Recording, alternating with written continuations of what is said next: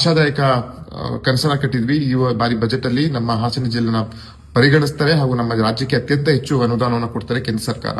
ಇವತ್ತೇನು ವಿತ್ತ ಸಚಿವರಾದಂತಹ ನಿರ್ಮಲಾ ಸೀತಾರಾಮನ್ ಅವರ ಒಂದು ಮುಂಗಡ ಪತ್ರ ಇವತ್ತು ಮಂಡನೆ ಆಯಿತು ಲೋಕಸಭೆಯಲ್ಲಿ.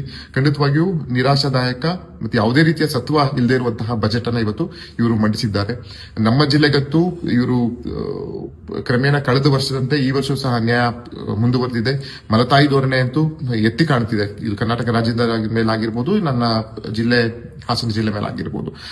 ಅವತ್ತು ಅತ್ಯಂತವಾಗಿ ನಿರೀಕ್ಷಿಸಲ್ಪಟ್ಟಿದ್ವಿ. IIT ನಮ್ಮ ಹಾಸನ ಜಿಲ್ಲೆಯ ಯುವಕರ ಹಾಗೂ ನಮ್ಮೆಲ್ಲರ ಸಾರ್ವಜನಿಕರ ಒಂದು ಕನಸು. IIT ನಮ್ಮ ಹಾಸನಕ್ಕೆ ಮಂಜೂರಾಗ್ತದೆ ಅಂತ ನಾವೆಲ್ಲ ಭಾವಿಸಿದ್ವಿ. ಅದು ಸಹ ಈ ಸಲ ಹುಸಿಯನ್ನ ಆಯಿತು. ಎಲ್ಲರಿಗಿಂತ ಜೊತೆಗೆ ಮಾನವ ಮತ್ತು ಕಾಡು ಪ್ರಾಣಿ ಅಂದ್ರೆ ಆನೆ ದಾಳಿ ಮಿತಿಮೀರಿದ್ದು ನಾವು ಸಚಿವರಲ್ಲಿ ಸದನದಲ್ಲಿ ಹಲವಾರು ಬಾರಿ ಮನವಿಯನ್ನ ಮಾಡಿದ್ವಿ. ಅದಕ್ಕೆ ಯಾವುದೇ ರೀತಿಯಲ್ಲಿ ಅನುದಾನವನ್ನ ಕೊಡ್ತಾರೆ ಅಂತ ನಾವು ಕಾತುರದಿಂದ ಕಾಯ್ತಿದ್ವಿ. ಅದು ಸಹ ಇವರು ಈ ಒಂದು ನಿರೀಕ್ಷೆ ಹುಸಿಯಾಗಿದೆ. ಜೊತೆಗೆ ಇವತ್ತು ನೀರಾವರಿ ವಿಷಯದಲ್ಲಾಗಿರ್ಬೋದು, ಕೈಗಾರಿಕಾ ವಿಷಯದಲ್ಲಾಗಿರ್ಬೋದು, ನಮ್ಗೆ ಯಾವುದೇ ರೀತಿಯ ಕಾರಿಡಾರ್ ಆಗಿ ಗುರುತಿಸಿ ನಮ್ಮ ಕರ್ನಾಟಕ ರಾಜ್ಯದಲ್ಲಿ ಹಾಗೂ ನಮ್ಮ ಹಾಸನ ಜಿಲ್ಲೆಗೆ ಯಾವುದೇ ರೀತಿಯ ದೊಡ್ಡದಂತಹ ಒಂದು ಕೈಗಾರಿಕಾ, ಅದು ಟೆಕ್ಸ್ಟೈಲ್ ಪಾರ್ಕ್ ಆಗಿರ್ಬೋದು, ಯಾವ್ದಾರ ಹಬ್ ಸಿಗುತ್ತದೆ ಅಂತ ನಾವೆಲ್ಲ ಭಾವಿಸಿದ್ವಿ. ಅದು ಸಹ ಈ ಬಾರಿ ನಮಗೆ ಹುಸಿಯಾಗಿದೆ.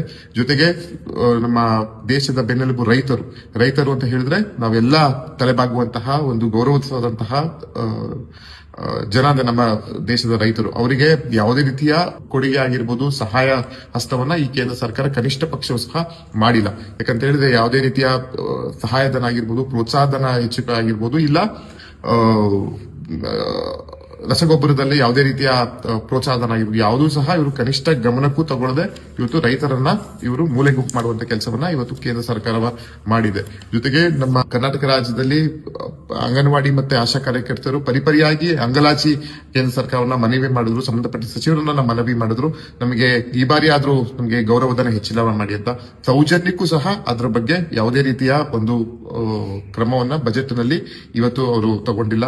ಜೊತೆಗೆ ನಮ್ಮ ಜಿಲ್ಲೆಯಲ್ಲಿ ಉದ್ಯಮಕ್ಕೆ ತಾಣಗಳಾದಂತಹ ಶ್ರೀ ಬಾಹುಬಲಿ ಗುಮ್ಮಟೇಶ್ವರ ಆಗಿರ್ಬೋದು, ಬೇಲೂರು ಹಳೆಬೀಡು ಆಗಿರ್ಬೋದು, ಇವೆಲ್ಲವೂ ಸಹ ಮನವಿ ಮಾಡಿದ್ವಿ. ಯಾವುದೇ ರೀತಿಯ ಅನುದಾನವನ್ನ ಕುಡಿಯುತ್ತೆ. ಇದನ್ನು ಸಹ ಸಂಪೂರ್ಣವಾಗಿ ನಿರ್ಲಕ್ಷಿಸಲ್ಪಟ್ಟಿರುವಂತಹ ಕೆಲಸವನ್ನ ಇವತ್ತು ಕೇಂದ್ರ ಸರ್ಕಾರ ಮಾಡಿದೆ.